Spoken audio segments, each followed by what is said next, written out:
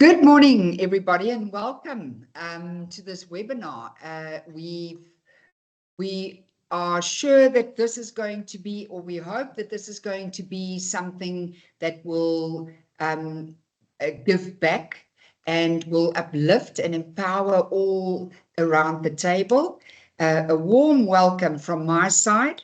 My team is in the background, working to make sure that everything runs smoothly. Just a few house rules. Can I ask everybody just to ensure that you are muted, so that we don't have interference with our speakers? But a warm welcome from the Ubuhle Group and from myself. I will do introductions later. And first and foremost, again, there's an exciting lineup of speakers that we have invited, and we wanted to have a perspective from around the whole world.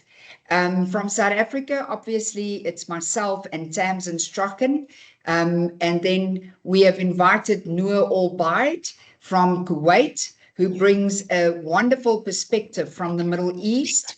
As a woman, we've invited Dr. Madeleine Ann Lewis from America, and she brings her perspective and her journey all the way from America.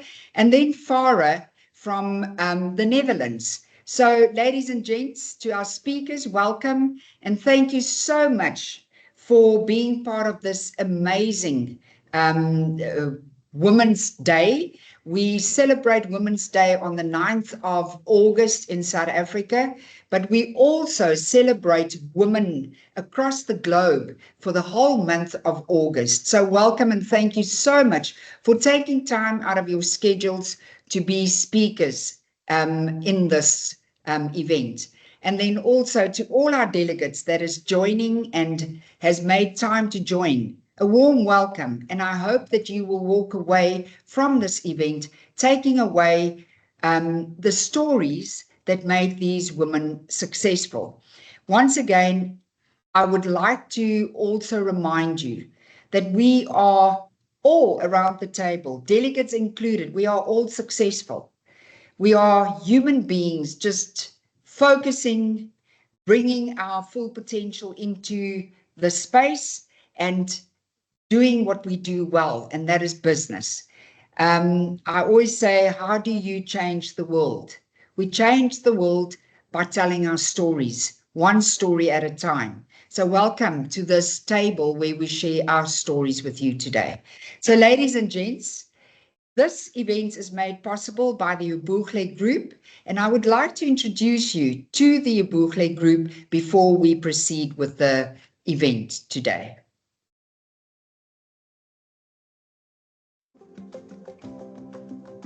In today's changing business landscape, we know that people's performance drives a company's success. That's why our goal at Ubuhle is to help you harness your people's full potential. Our tailored training for your employees not only future-proofs your succession planning, it sharpens skills so that your workforce is more efficient and effective. The result? Productivity soars, providing the fuel to drive your company's growth. We make this happen with our rich portfolio of CETA accredited learnerships, now with the added boost of QCTO occupational certificates. In fact, Ubuhle was a pioneer in the QCTO space, one of the initial training companies to receive accreditation. We were handpicked by a leading retailer to run one of the very first QCTO training programs in South Africa. Ubuhle is no stranger to innovation as a pioneer to champion e-learning for skills development.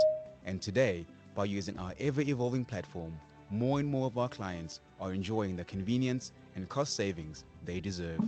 Whether you choose traditional classroom learning at your own business or the flexibility of e-learning, or even a blend of both, we ensure you have all the programs and technology you need.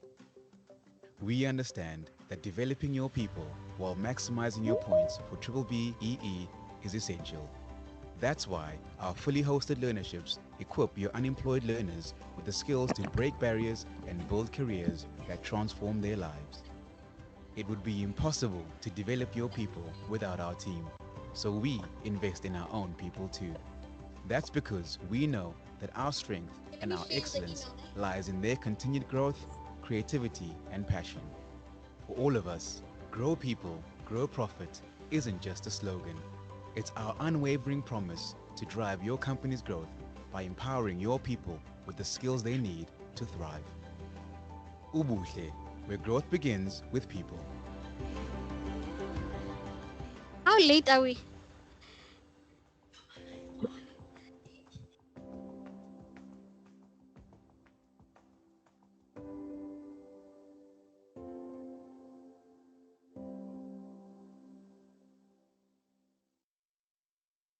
So, ladies and gents, apologies again for the technical glitch. We've sorted that out and we are ready to roll. Just as an introduction, I'm Lisa Gresser. I happen to head up the Ubuhle Group. I always crack the joke, a bit of a cheesy joke, that I am actually 25, but I look 60 odd years because I head up a business. But I don't want you to let that put you off. I have been heading up this group for the past 20 years, and I've been in the talent management and learning and development space for the past 30 years. I've worked across the world, bringing and consulting on talent management and learning and development solutions, and I have had the pleasure to work with some great people. That's also some of the speakers around the table in this virtual webinar today. But the first thing that I wanted to say is, besides the fact that I have been heading up and leading a business for 20 years, I am just an ordinary woman that started my journey 20 years ago. I am no different from anybody sitting around the table. And I just had the courage to actually take myself out of a comfort zone and start something. And through trial and error and a lot of support from people that I surrounded myself with, could actually now, 20 years later, actually tell my story. So as an introduction, I would like to just shoot and say what the lessons were that I've learned so far. And I'm still learning. I think it's a continuous journey when you are in business, and especially as a woman. So one of the first lessons that I want to share is that when you are going into your career or into a business, go in with self-belief. I firmly believe that if I didn't have the courage and the self-belief, I wouldn't have been able to actually complete the journey or be on this journey still.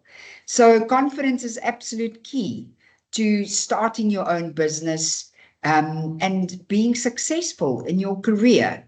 Just trust your abilities.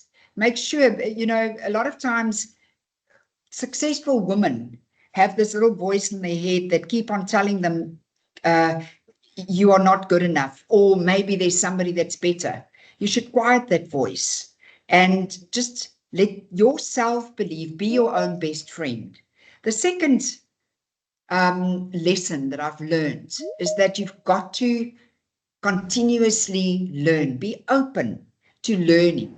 Don't be satisfied with your degree or post-degree or your master's that you've gained 20 years ago. Be on a learning journey, whether it is formal education or whether it is learning through skills acquirement, or whether it's through a mentorship program, or just people that you surround yourself, because you learn from people so much. But be open to learning. I also think that I always think of myself as my own business besides the Ubuhle Group, and that I'm continually reading books, strategy, not only business books, but reading as much as I can, because I'm so curious. And I know that if you stay curious and you are hungry, you are putting back into your own business skills and knowledge. The third lesson that I learned was to embrace failure. A lot of times we think that we have to be perfect. You don't get to where I am now with not having failed. You fail and you get up and you try again, and sometimes it takes longer to get up. Disappointment is part of the journey. So I would like to invite you to not give up when you fail. Don't be so hard on yourself. Re-look where you've made your mistakes and re-strategize and plan around that and see it as a stepping stone to achieving your goals. But failure is part of success, and one should really embrace that. The fourth lesson that I want to share is that I am as strong as the people that I surround myself. And I choose consciously to surround myself with positive people. That's the first criteria. I don't want to be with naysayers. I make sure that if I find myself in a company of naysayers, that I remove myself. I want to surround myself with supportive people, but also people that will not only agree with me. I encourage debate. I encourage feedback because it's the only way I can grow. So the connections that you make is going to be invaluable to you. So from my side, I am continuously trying to remind myself that I'm not the cleverest person in the room. And I choose to surround myself with people that are clever, more knowledgeable than I am, because that's the only way I can learn.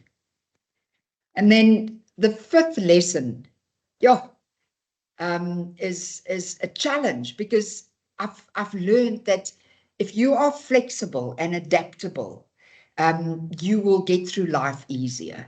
You know, the world is ever changing, and especially now in the fourth industrial revolution that we find ourselves in with technology. We're moving in a fast moving business world. And if you think that the models that worked 15, 20 years ago, 30 years ago is still applicable, you are setting yourself up for failure. Be open to change, embrace change, and stay flexible.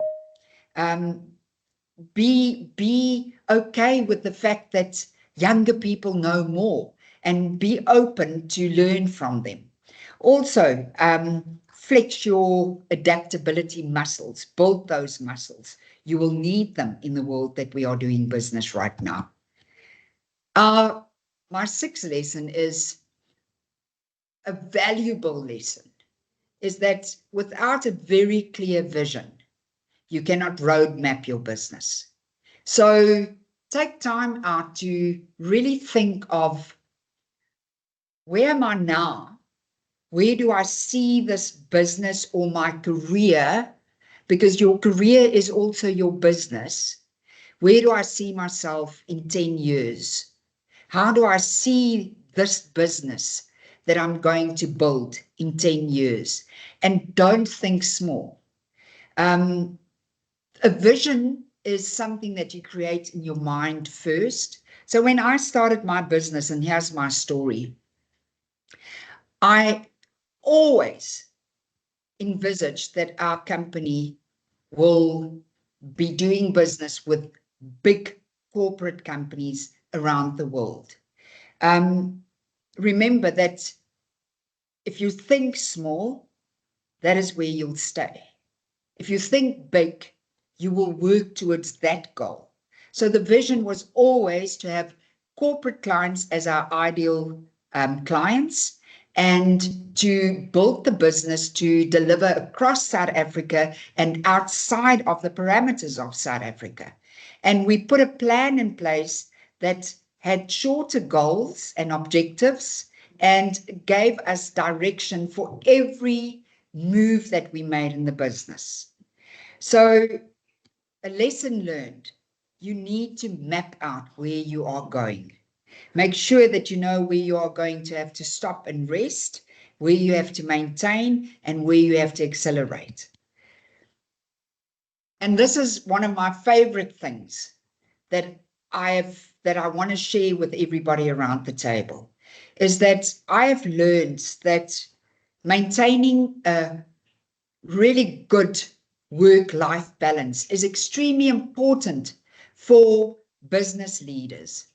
We sometimes have this idea, and I had this also when I started out in my career, that in order to be successful in a corporate environment or in a business environment, you have to show your worth by putting in the hours. You will have to put in the hours anyway. But the real success is, how do you balance all the other areas in your life with your work area? So my kids were really small when I started my business. For me, it was incredibly important to build really meaningful relationships with them, and that takes time. So I had to learn how to balance building the business and looking after the emotional well-being of my children, but also putting back into that relationships. And it's not always easy. Also, taking time out to rest. Prioritizing my own well-being was important because I cannot be a strong leader if I'm exhausted. I cannot be a clear thinker, critical thinker, if I'm not well rested or if I'm not fit. So this was something that I propagate, and this is something that I really worked very hard at to maintain. And in the Ubuhle Group, what we do, we like to be champions of workplaces where we have positive interactions and a positive workplace. So our working hours are flexible. We allow our workforce from Monday to Thursday to work from 8 to 4 with flexible hours. You are allowed to come in to work from 7 until 3, and those who come in at 8, they work until 4. And on Friday, all offices closes at 1 o'clock because people need to have time to attend to their families, to breathe. And that is something that we absolutely champion. So, ladies and gents, my 8th lesson that I want to share is that don't think that that everybody gets born with leadership skills. Yeah, there's a few that are blessed with that talent. However, most leaders are developed.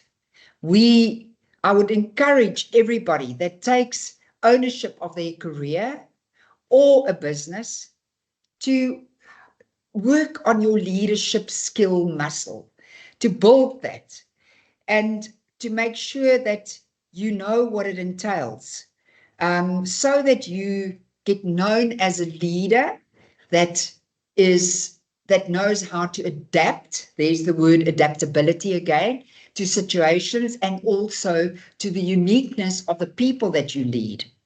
I always encourage leaders to become people whisperers, because people will either make you or they will break you. So I'd like to share this little quote from Sheryl Sandberg, and I want to encourage the women around this table. Take up your leadership position.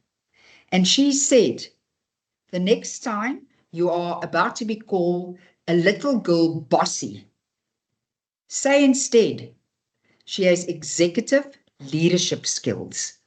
We should shy away from this. If we think about the gender difference between men in business and women in business, women, when they take the lead, they are seen as bossy, but when men take the lead, they are seen as strong. Let's demystify this. Let's just allow them to call us what they want, but put up your hand and be a leader. Also, my second to last lesson that I'm sharing with you is, when you are embarking on your career path or on your business journey, your strongest muscle besides your adaptability needs to be your resilient muscle. I nearly said muscle. I promise you there's only water in this glass. Your resilient muscle needs to be strong. You know, it's a journey that is extremely exciting. It's an adventure. I always look at it as an adventure, but it's not an easy adventure. And here's the thing, if I can do it, anybody around this virtual table can do it. I am no more special than anybody else. I just maybe have more resilience sometimes. I get knocked down and I might be down for a while, but when I get up there, boy, then I take it on again. And that is cultivating your resilience, making sure that you become tougher as you go along, without losing your humaneness. So I can promise you, resilience in the positive psychology area of our studies is something that has been shown as a common factor for successful people. So build your resilience as a person working towards your success. And then a little quote from Maxine Lagarde: be persevering at the bottom, but be humble at the top. The very last lesson that I want to share with you is exactly what we are giving back now. If you've come a long way in your journey and you happen to be successful, don't shy away from giving back. Remember, you were the woman once that was helped up by other women and other people. Extend a hand and pull somebody else up with you. And this you can do without paying a lot of money out. You can be a mentor to somebody else. You can be supportive. You can share your skills, your experience with people, and put it out there into the world. And you'll be amazed on what comes back to you. And that's the very lesson that I've learned. So, ladies and gents, thank you very much for allowing me to share my lessons with you.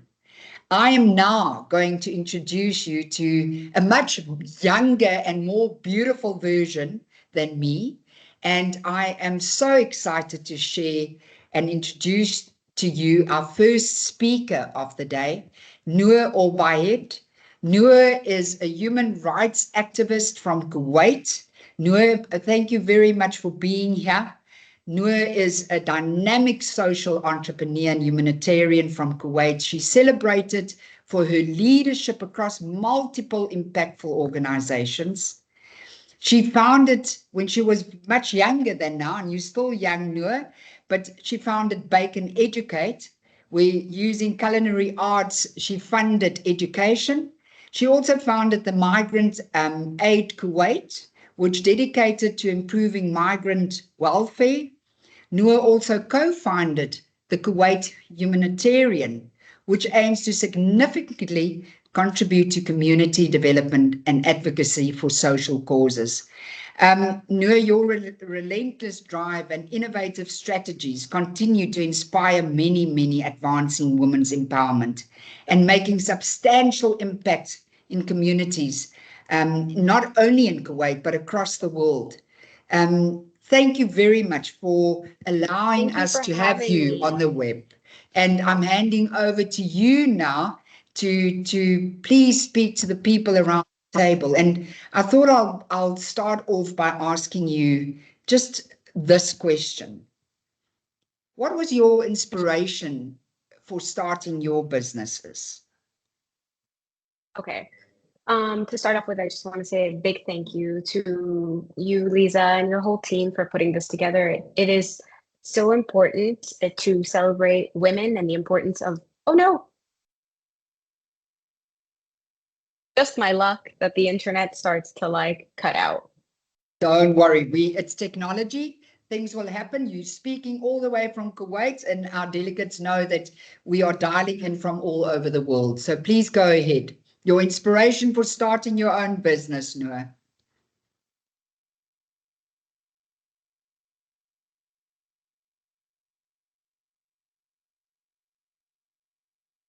So it seems like we have lost Noor for a moment there, ladies and gents. So what I'm going to do is, while we are waiting for Noor to get back, I think what we will do is that we will just go through our slides, and we will bring up one of our other speakers whilst we wait for Noor to just come back online. Let's see if we can bring up, let me just get my slideshow going, and I will bring Noor into the conversation once we've actually had her back online. So Tamsin, Okay. if you don't mind putting you on the spot, is Noor, are you back again? Unfortunately, of course, just my luck, Microsoft Teams decided to have a little fun with me. Are you happy to proceed with your Yes, I am, if you are. Oh, good. So thank you. I'm glad you're back, and let's start with that question. What was your Yes. inspiration for starting your business? So I started with my social work very young. I started at the age of 14. It was, in 2008, it was actually 2009, when, everything was happening in the Middle East, the Arab Spring, what was happening, was affecting us, even though it didn't happen in Kuwait. We have so many different people from different nationalities, so obviously this was affecting them. And my mom constantly would always teach us growing up, it's very important to help out with schools. She'd take a part of our allowance and put it forward to pay for, less privileged families who were struggling to cover their kids' tuition fees. And I remember that spring, she had gotten the list from the school, and it was about 20 pages long. On average, it would usually be per year about 5 pages long. So you started to see a major effect, and education is so important because, it's the basis for everything in this world nowadays. If you have a degree, whether it's a college degree or a high school degree, you just automatically have that leg up in the world. And so I told her, why don't we start and do a bake sale? Keep in mind, I was quite young. Um, and I did. I started my little bake sale, and it kind of just grew from there. And after I graduated high school, I went to college, I came back, and I was still very involved in the food and beverage industry. So when I would consult in F&B, and I would be very involved with creating menus and recipes, I would put a portion of whatever percentage I would make would go towards educations and different schools that had students that were struggling. And it kind of just grew from there, and it was an inspiration to me to make sure that other people had the advantage and the privilege that we did. I was lucky to be born in a family that could afford an education for me, but that's a privilege at the end of the day. It's not a right. And so I wanted to help at least give that privilege and get that leg up to so many different people that these could be the future leaders of the world, or these could be the people who have the potential to cure cancer, make a difference in the world. Who says just because they were born in this financial situation or their family went through this specific situation means they don't have that right? So I tried to be able to make that happen, and over time I thankfully got a lot of my clients to get involved through CSR. Their CSR budget would start to go to schools, and this foundation just grew, and a lot of the work that I did grew. And honestly, I was inspired just by seeing my mom do the littlest things, and seeing so many different women also as I grew up, realizing that so many different women are fighting the fight. We're all fighting different fights, but we're fighting for the same thing.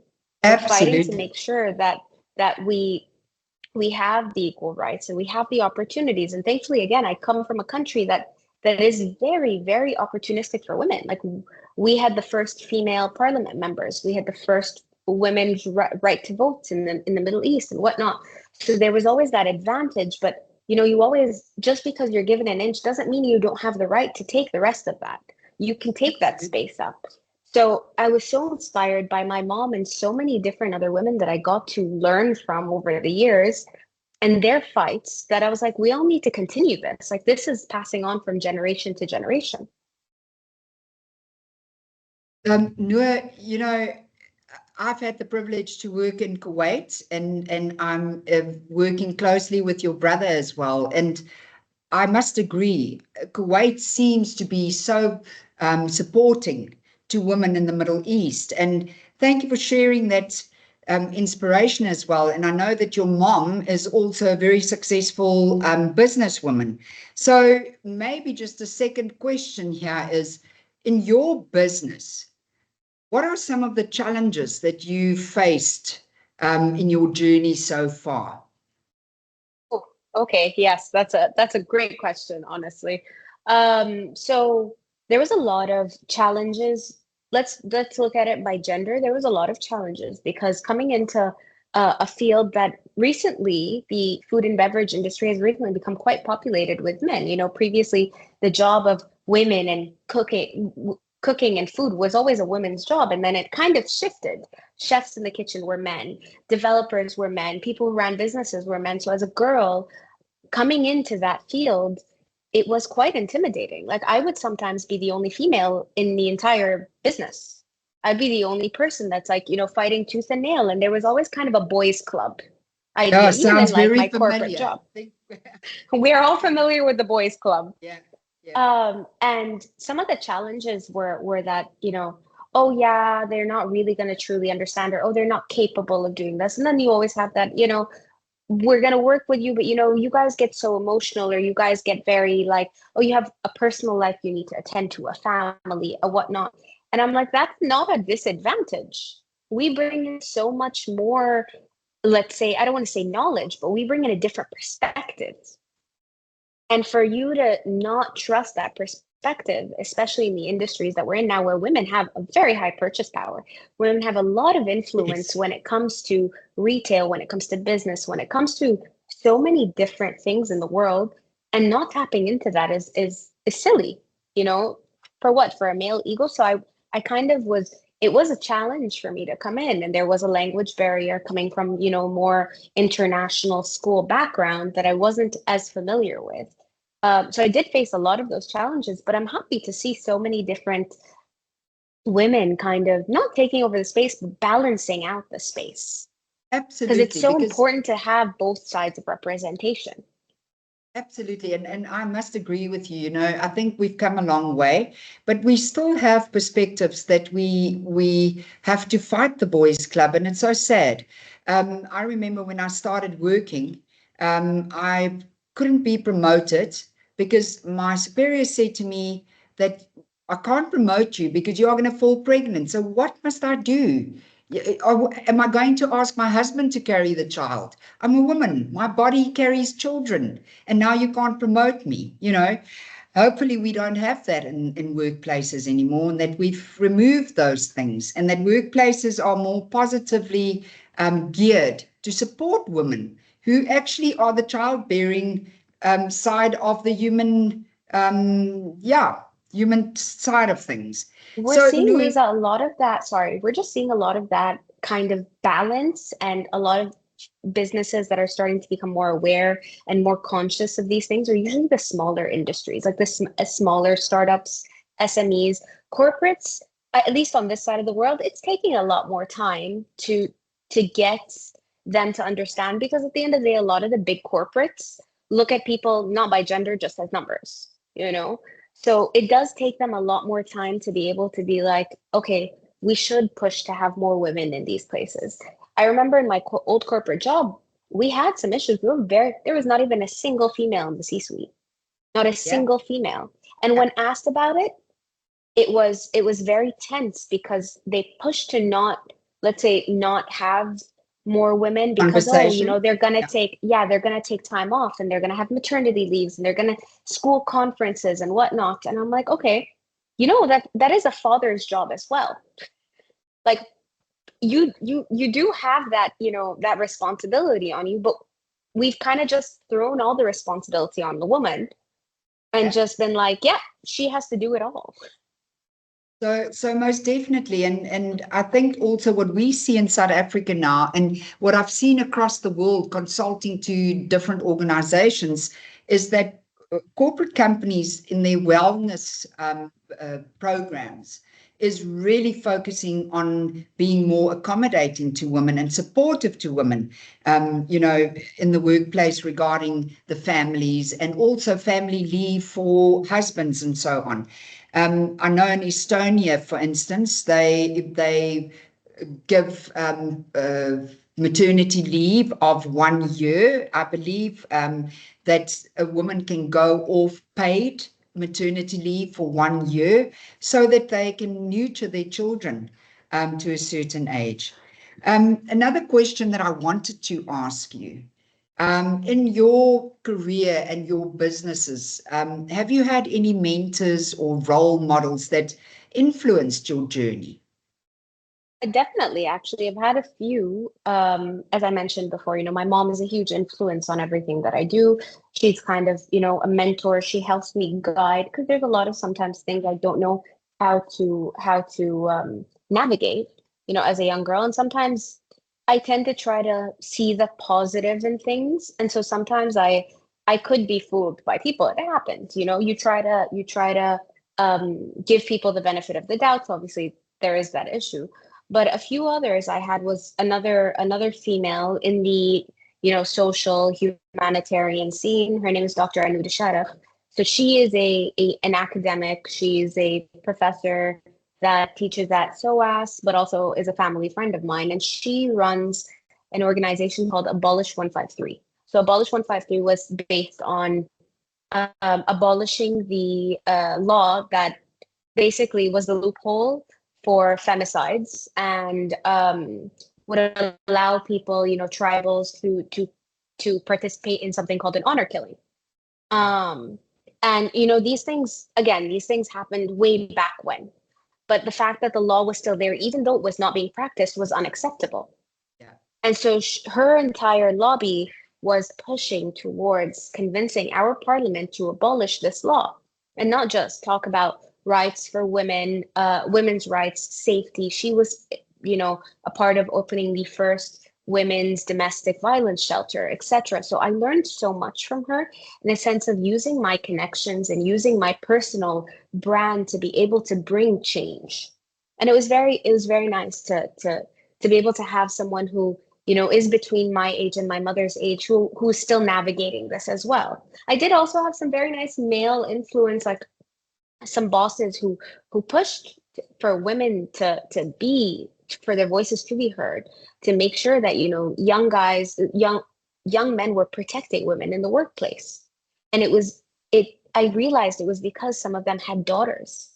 And when I spoke to my old mentor, he told me, I have daughters.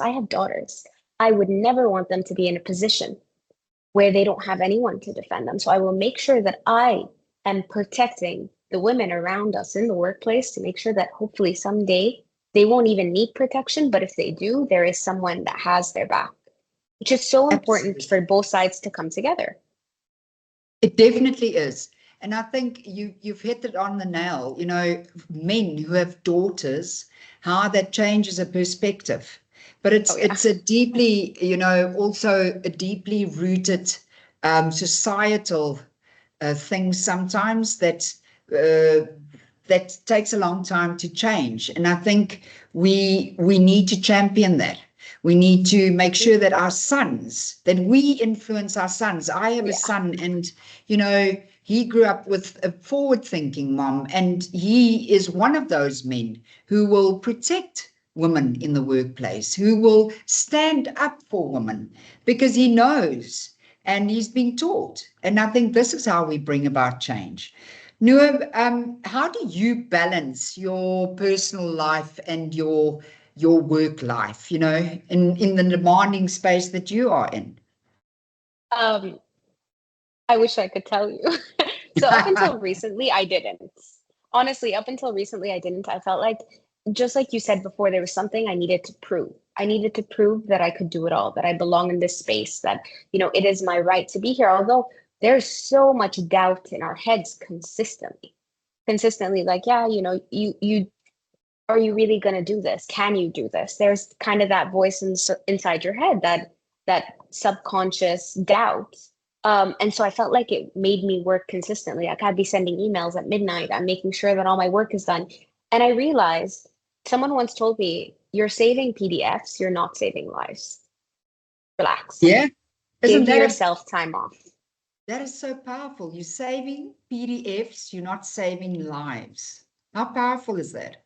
It really is. And I realized, it's okay. It's okay to not have everything completely meticulous 24/7 and take some time off for yourself. And so that this summer I did. I did take some time off. It was very important. And I started to realize that, after working hours, unless it's an emergency, I will reply to you during the workday tomorrow. And I've tried to slowly balance. It's not easy because there are things, you're like, oh, it'll take 5 minutes. I'll do it now.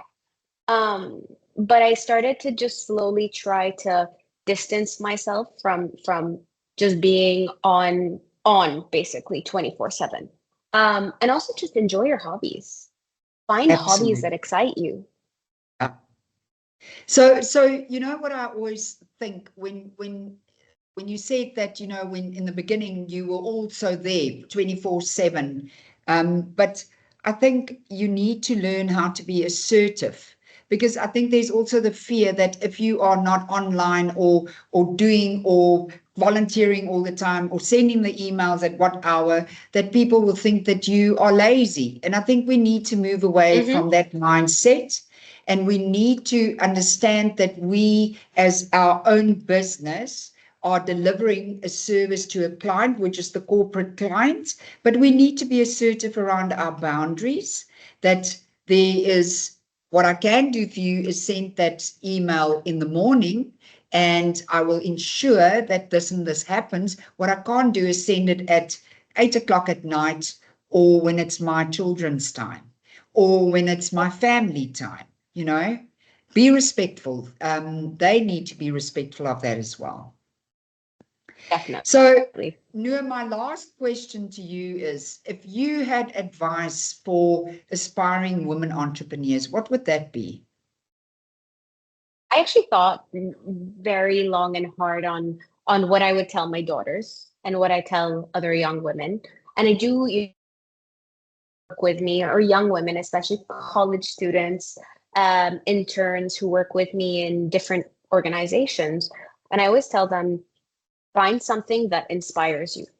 Like, work in something that is inspiring. If it's, if you want to do the corporate job where you clock out from 9 to 5, clock in, clock out, you could do it, but are you gonna enjoy it? Are you gonna find that passion? Are you really gonna be fulfilling what yourself? And so find something that you're super passionate about and make it into a business. It doesn't always have to be a money maker in the beginning. Obviously, money isn't everything, but in this economy, we need to there has to be Absolutely. money being It's made. no, But why? I always say, why be in business and go through this journey if you're not planning on making money? You've got to make money. You've got to reward yourself, right? exactly. So I always tell them, like, I would always say, find something you're very passionate about, take that passion project and make it into a business, because when you work on it, it won't feel draining. It won't feel like work. Sometimes it will, sometimes you will get tired of it, but it's something that pushes you subconsciously. Absolutely. And I couldn't agree more with the last statement. Find your passion. And if you haven't found it yet and you are in a career, remember that brings in, that's the bread and butter. And that will keep you, that will sustain you until you find your passion, and or you can live your passion. Hmm. So also not to be disrespectful to your income. I always try and advise people to just use your mind. We all have a brain. Just use it. Be Yes. mindful around that. Noor, I'm sure that everybody around this virtual table has been inspired by you, just listening to you and your energy that you bring. And thank you Thank very you. much for sharing your wisdom with us around the table. You're not going away, because there might be some questions. We will have a question Yes, and I am answer here. period afterwards, that everybody can ask a question if they wanted to. You will be available when we're done with all our speakers. So thank you very much for your input here. Thank you for Ladies, having me, and thank you for attending, everyone. And Noor, we are definitely coming to visit when we are in Kuwait. We'll have coffee again, one of those good Please, Arabic but coffees. come in like October. No, actually, come in November. Yes, when it's It's not too as hot. hot. It's too hot. Would you like to share with the delegates around the table the temperature at the moment in Kuwait? So the temperature at the moment in Kuwait, and it's not too hot today because it's cloudy, it's about 52 degrees Celsius. There you go, ladies, and the gents that's joined. Yes, but air conditioners, what a savior. So thank you, Noor. Ladies and gents, I would like to introduce our next speaker, who is Tamsin Stroken. And Tamsin, I hope that I'm pronouncing your surname right. Tamsin is Head of People Development, our game, Anchor with Anchor Capital South Africa, which is also my investment company that manages all our investments. Tamsin, you have built your career in investment management, and you have a great passion for understanding the psychology around money. And I think it's so important that we have your voice around this table, because I am also always propagating to women, become financially independent, because it's so important for you to know that you have a safe haven where you have control over your own funds and your own money, so that you can make the right choices of what you want to have in a partner. And this is something of a passion of mine, to make sure that wherever we can, we educate women in finance. But back to you, understanding the psychology of money, and also how it influences your decisions and your wisdom that you bring to us around the table today. You are also equally passionate about leadership and just making a difference on a social impact. And you are a trustee for the Early Care Foundation, which is a foundation that empowers women in early childhood education. And you also a lifelong learner, I see. You not only have your master's degree in coaching, but you also currently pursuing a postgraduate degree in industrial psychology. And yeah, you inspire us through everything that you attempt and that you have achieved so far. So Tamsin, thank you for being with us, and thank you for bringing your wisdom and your vision and passions, and sharing your story around the table. So if I can jump in and maybe ask a question. Yeah. What sparked your interest in financial psychology? And how did it lead to your current work?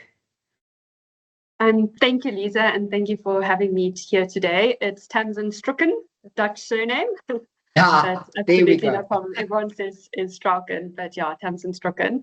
I went from being a null to a Strucken, so I had a very easy to pronounce surname. to a complex one for a South African mouth, right? Absolutely.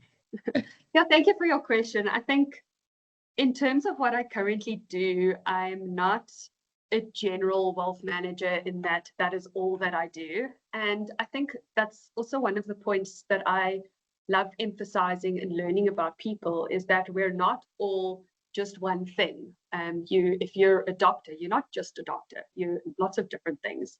So for example, when I go for my facial, the lady who does my facial is one of my closest confidants and someone that I speak to.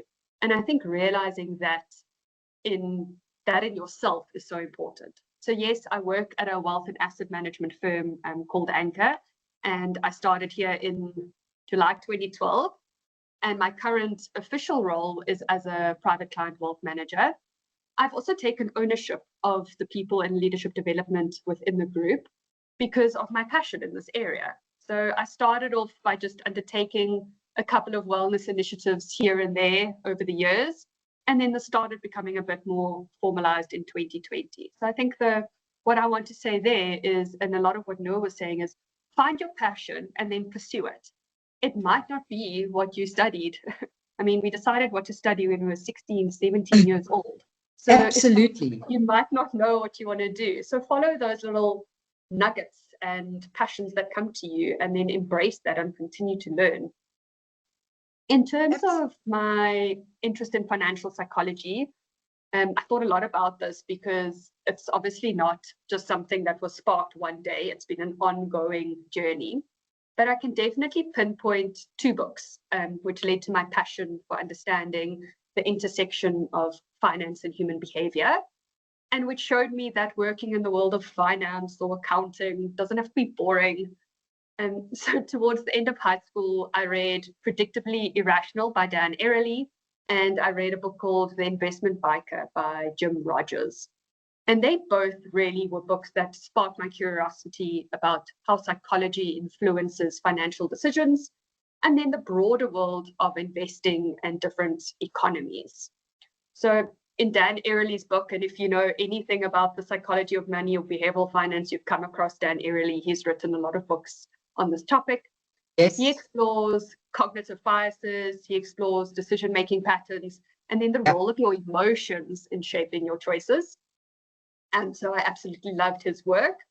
And then I read a book called Investment Biker by Jim Rogers. And to this day, I still harbor this intense desire to travel the world and write about it from my unique perspective because of this book. And definitely not on a motorbike. So he traveled across the world on a motorbike. But I love overlanding and camping, and to do a lot more of that in my life. And then to share my experience and insights while traveling the world, but from my unique standpoint. So bringing together my understanding of people, my understanding of investment, my understanding of economies, my understanding of psychology, and just bringing that all together for the story that I will tell. So you started off today's session by saying, like, people's stories are the most important thing that we have, and we can all learn from people's stories. One of my favorite quotes, I have no idea where it's from, is there's not a person in this world you wouldn't love if you knew their story. And I just, like, I always love That's so powerful. yeah, and then I think, like I said, at 2000, at the age of 17, you're trying to decide what to do with your life.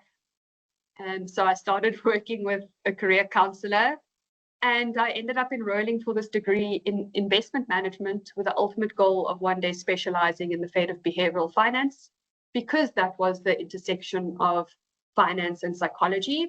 It was a very, very new area back then.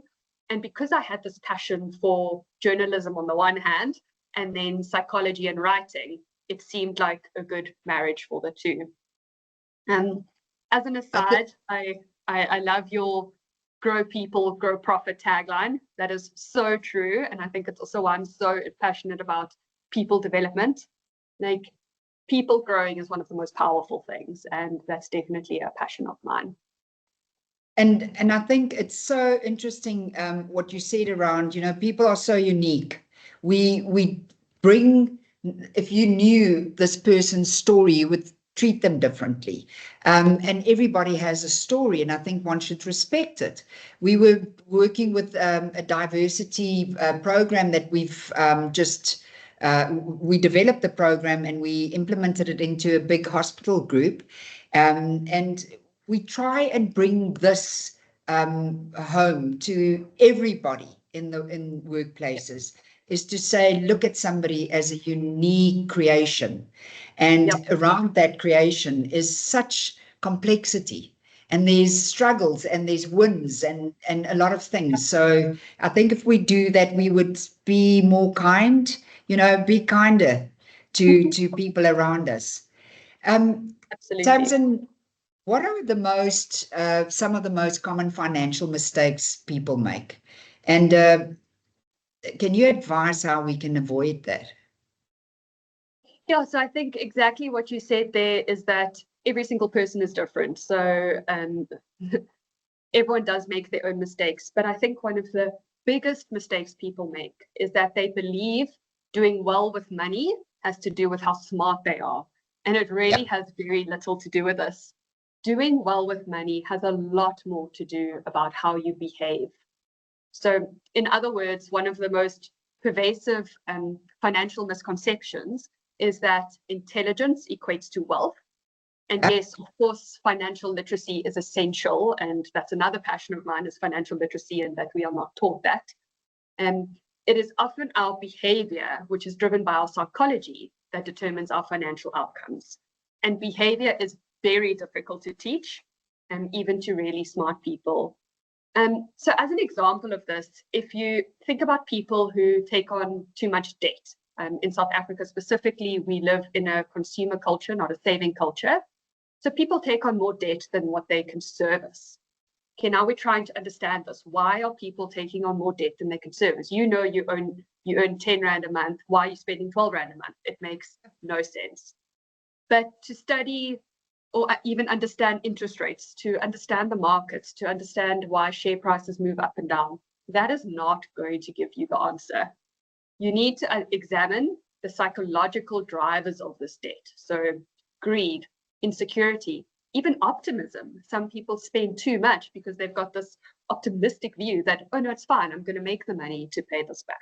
It'll come back. Yeah.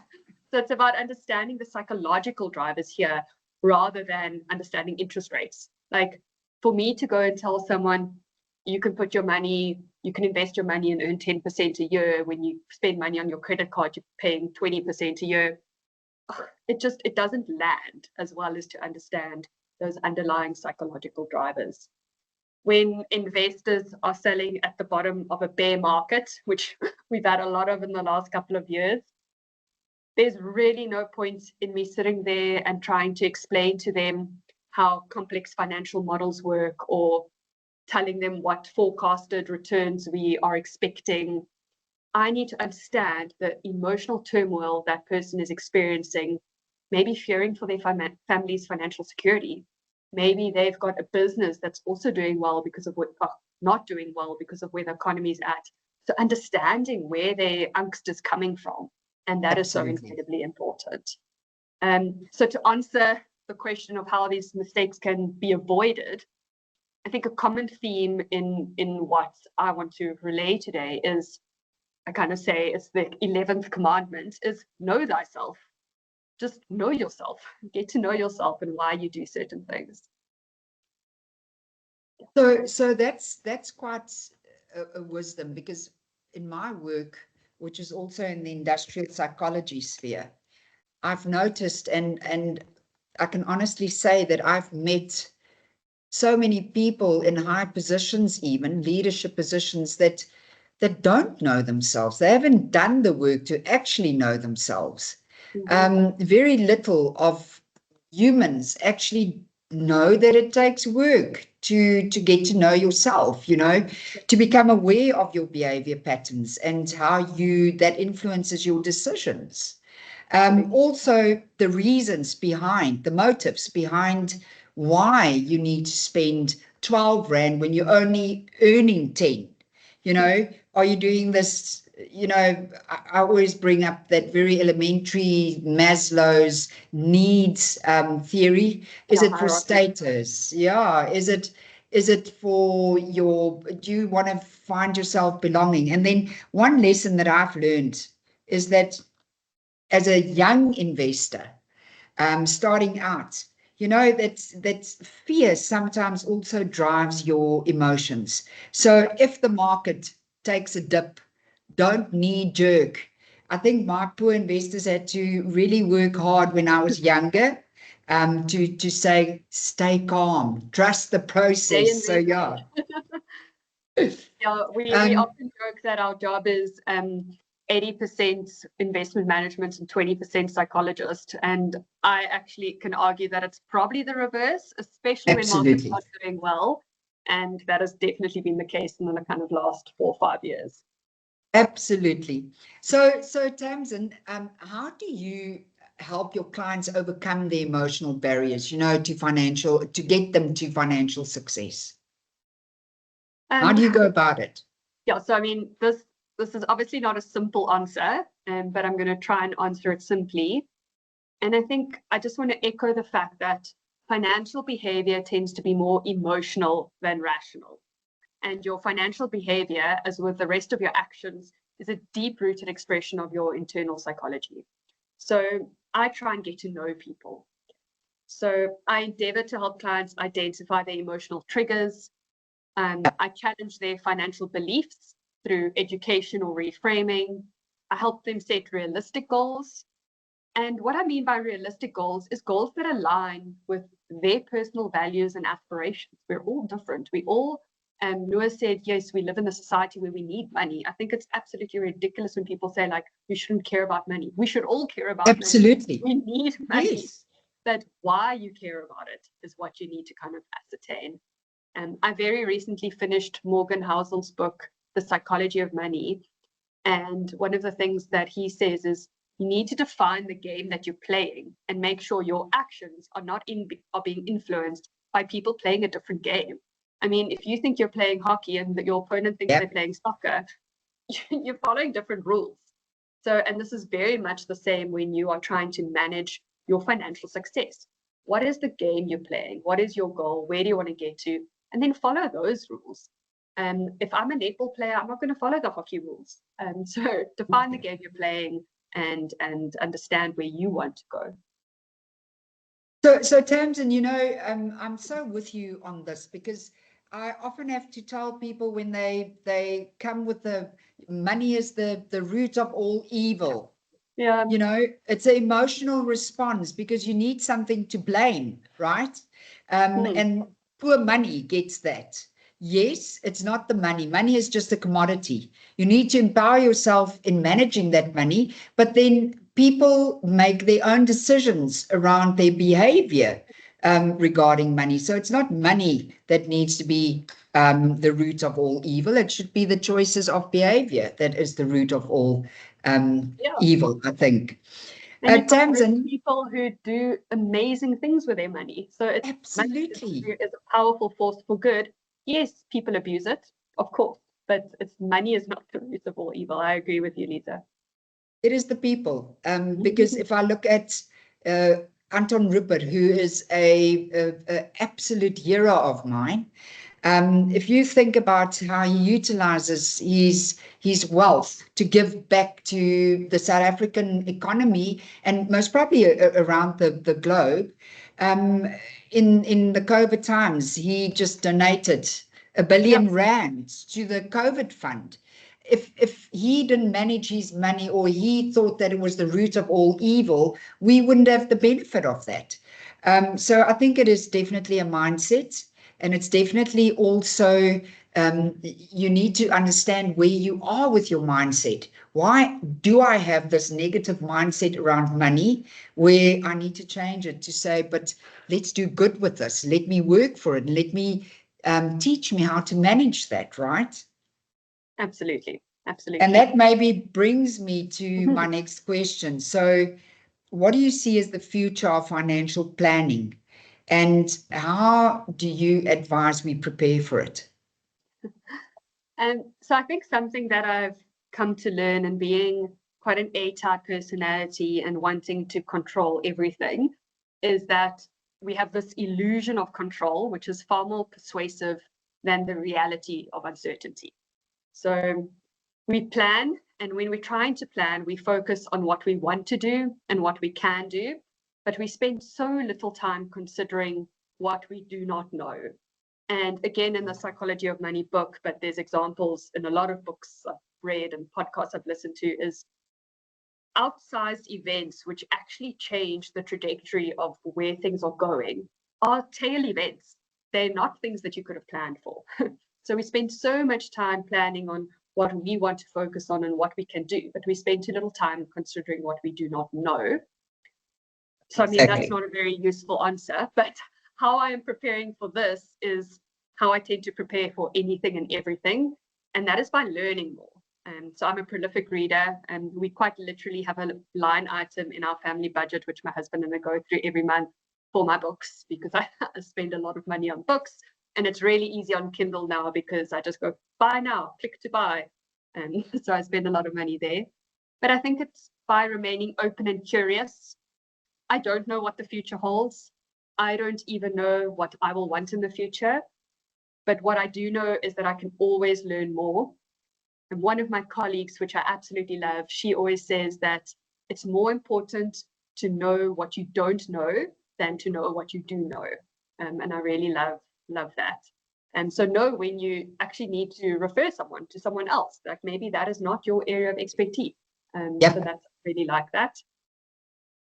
And I think when I'm speaking to prioritizing continuous learning and personal growth, which I think you can see I'm a massive advocate for, I'm not speaking to going on another Excel course or learning how to code or building a DCF model. Yes, those are incredibly important, but I don't believe that intelligence is a reliable advantage in our world that is as connected and technologically advanced as ours is.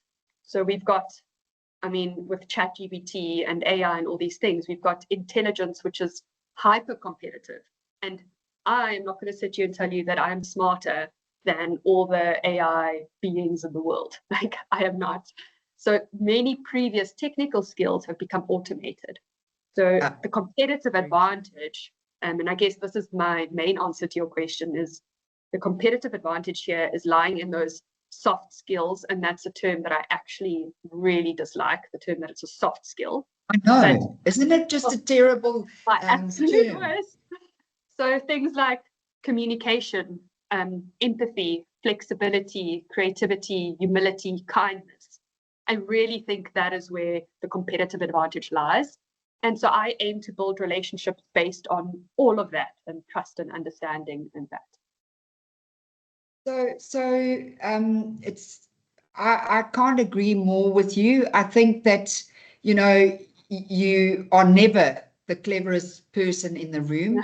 And if you are authentic, if you show up authentic, it means that you've put your ego under a lid, because we all have an ego and it kind of pops out now and again, doesn't it? Because we're only human.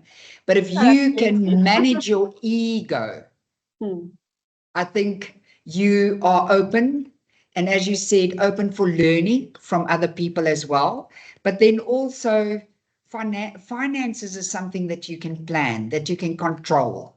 And it's your behavior that you actually have to focus on, your decisions, and how you go about that. Tamsin, how do you balance your load, your workload, and your personal life? So yes, a universal challenge. I do believe that this concept of work-life balance implies a static equilibrium that is very difficult to sustain. So I like thinking about it as a work-life integration more. My husband often describes things as on a pendulum, and to this effect, I think we're all constantly swinging between our professional and personal priorities. And some days you're going to be swinging greater to the one side. For now, I do think right now I'm in a place where I've managed to find a rhythm that works for me. I also, like Noah, had to prove myself, or felt like I had to prove myself. I had to prove my worth for many, many years. And I went through a burnout towards the end of 2007. And it was during this time that I was also like, you're not saving lives. You are putting presentations together. I was also trying really hard to fit in, to be one of the boys. I'm in a very male-dominated industry.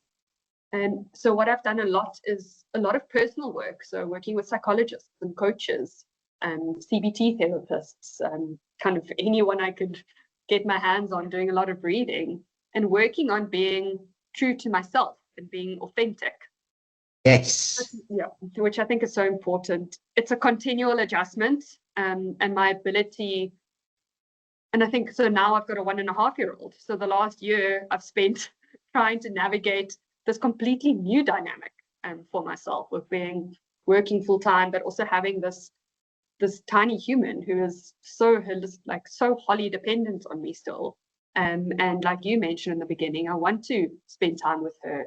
And I think, so, and my ability to navigate this dynamic, and something that I want to kind of iterate to everyone today, is that it's rooted in a combination of deliberate choices, and that word choice I use very deliberately, and fortunate circumstances as well. So whilst I've committed to a career, even though I've wanted to quit numerous times at many points in time, this career allows me flexibility in my schedule.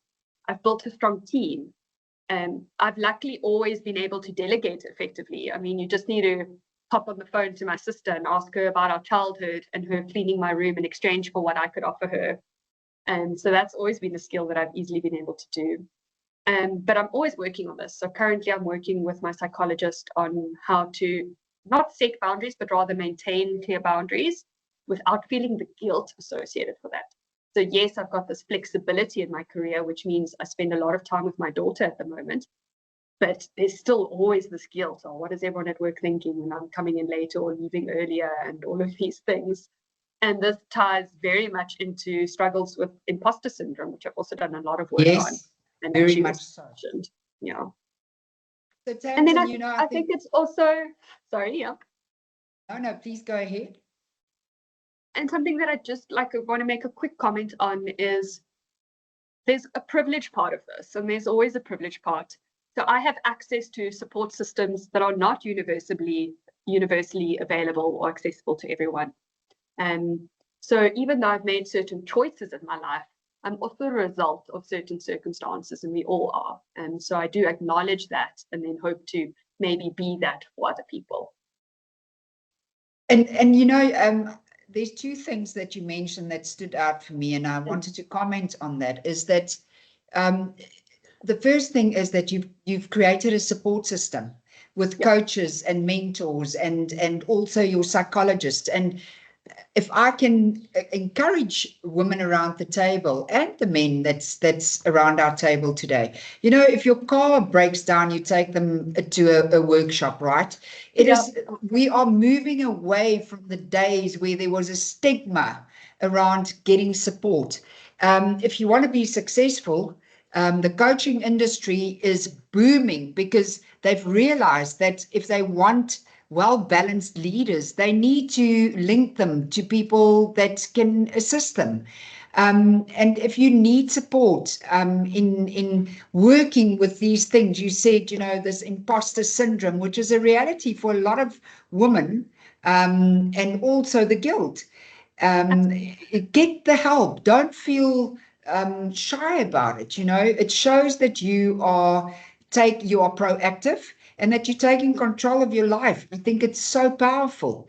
The second thing was that I wanted to share, listening to you, having a 1 year and a half old baby. And I remember how busy I was when my kids were small and I started out the business, and you're so busy and you've got to travel a lot. In those days we used to travel a lot to go to clients and all over the country and the world, and how to balance that. There's certain ages in your life journey that you will be extremely busy, because besides your family life, you'll also have your parents aging. You've got your career, and sometimes the responsibility of everything becomes overwhelming. And it's in those days that you really need to have a plan on how do you support your emotional well-being whilst you are doing all these things, and being everything to everybody and not being something to yourself. The good news is... And I think when you're speaking there, it reminds me of that pendulum. Like, you're not always going to have a 50-50 work personal life. It just doesn't work like that. And just being able to adapt to that and then not feeling guilty for it. So like I said, right now I am spending a lot more time with my daughter and less time working, in kind of, and it is what it is, by the hour sense of the word. But it's also a choice I made. So now I also need to set with those circumstances of that choice. Absolutely. But you know what? I also think people should respect those choices. And that's where the flexibility comes in again. Absolutely. I want to just give the good news that at my age, which is a wonderful, ripe age of 61, always so proud to say that I'm 61 because so little people get to be 61, is that, life changes. My children have flown the nest. I have more time now to invest into the business, to invest into my personal growth. So things will become better again. A last little question just to end off your session, Tamsin. What advice would you give to aspiring women entrepreneurs? Sure, I think I could speak about this for hours, but I think know thyself, so that 11th commandment. So I really believe that self-awareness should be the foundation on which you build your life. So this encapsulates the core of personal growth, understanding, and fulfillment. And I think when you've got this foundation, you're better able to understand your motivations. And so the self-knowledge helps, and it helps you identify your underlying desires, your fears, your values. And then this better helps you guide your decisions and your actions. You'll have better relationships because understanding your own strengths and weaknesses facilitates healthier interactions with others. And self-awareness is so incredibly important for emotional intelligence. It's enabling us to regulate our emotions and respond effectively to challenges. And I think this is so important as well in a world where kind of your technical intelligence is not being taken over by AI and robots and all of that, but it's becoming, I think it's a blessing. People are so worried that AI or robots is going to take over their job. I think it's a blessing that it's going to take over some of the more monotonous, mundane things of your job. So you can have more time to do things like become more emotionally intelligent. Realize Absolutely. and realize your potential and limitations. So set realistic goals for you. For example, That's it's not realistic for me now to say I'm going to gym 4 hours a day. It's not going to happen. Absolutely, because you've got a 1-year-old and you still need to have an income, you know, so you've got to find the balance there, right? Absolutely. And I think I've said this already, but I really believe that the future remains human-centric, and an ability to work in multidisciplinary and diverse teams and environments will be very key. And to do so, you need to be eternally enthusiastic. You need to be curious. You need to have this lifelong learning and growth mindset. You need to seek inspiration from diverse sources. And that term diverse is so important. Don't be afraid to challenge the status quo. Think creatively. Absolutely. And I think I'm going to one last thing, because it's probably the sentence or the learning that comes back to me the most often since I went through kind of my period of burnout and when I was trying so hard to be someone that I was not, is that there's only one you. No one else has the exact same combination of upbringing, knowledge, qualifications, skills, talents, interests. How that is combined in you is unique. So own it, embrace it, share it.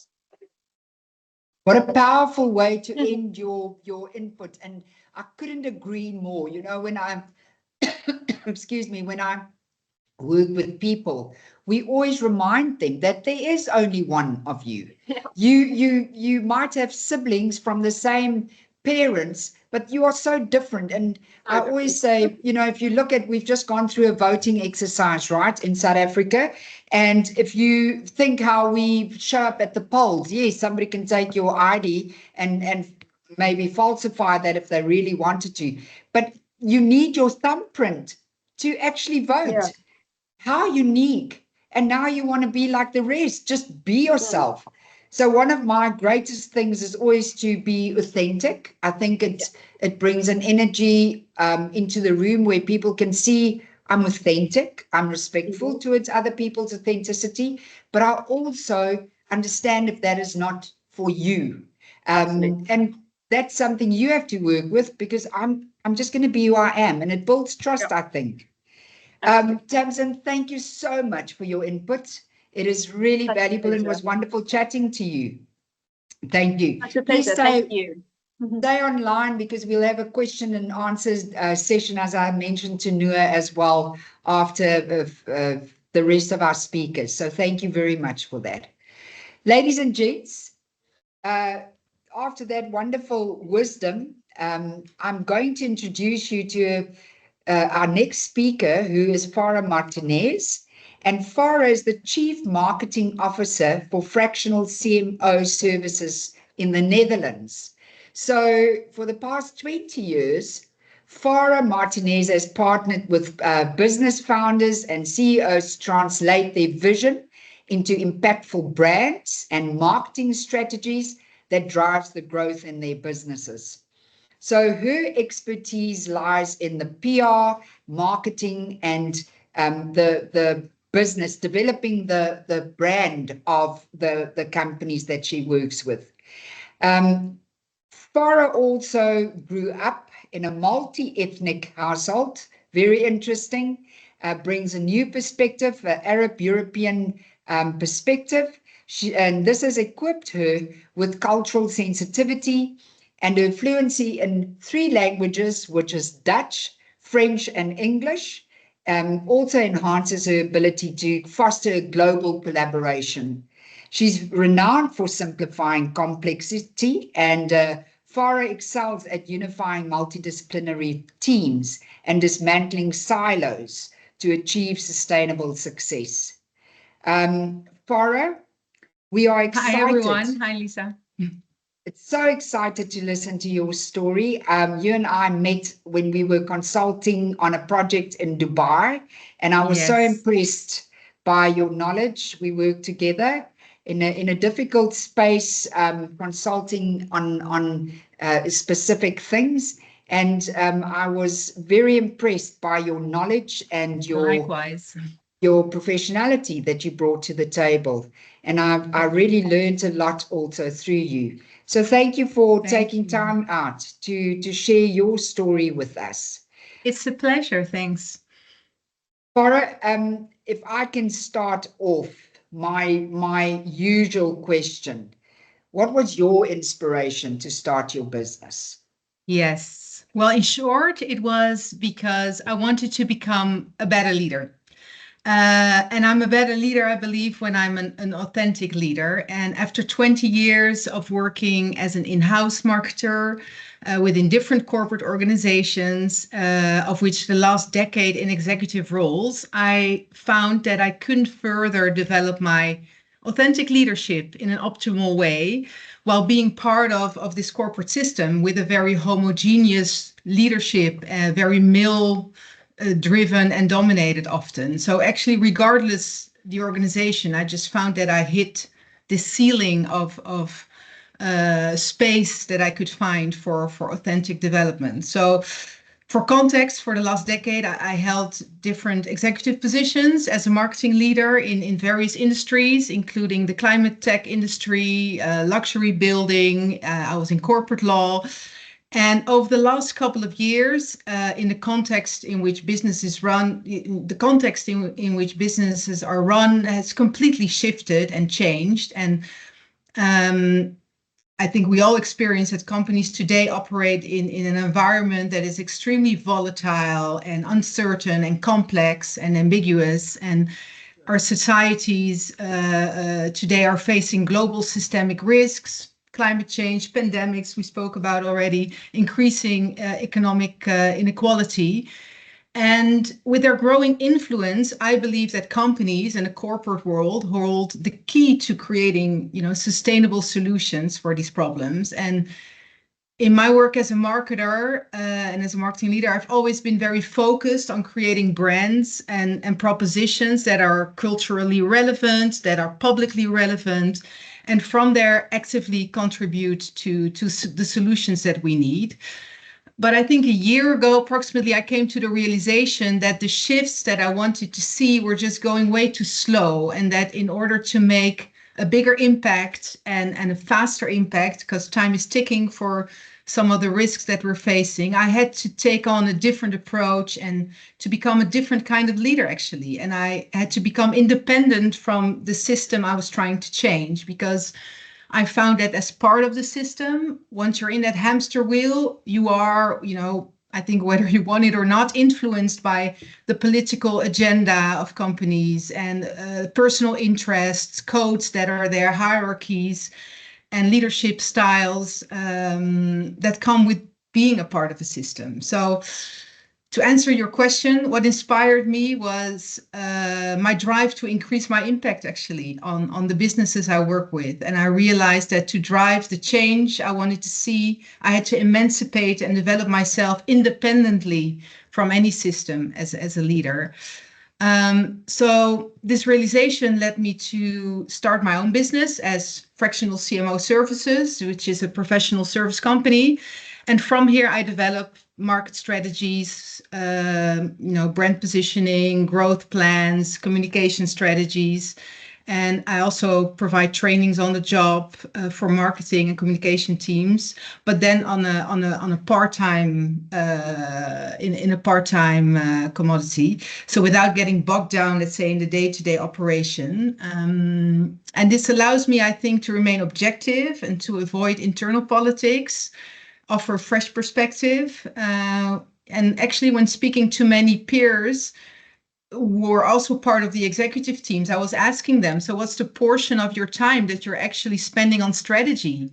And they were, are you doing this for 40 hours a week? And they were all saying, no, we're not, So I thought, so why are we stuck in this system where we are on this payroll for 40 hours and being, in leadership, management team meetings, endless meetings?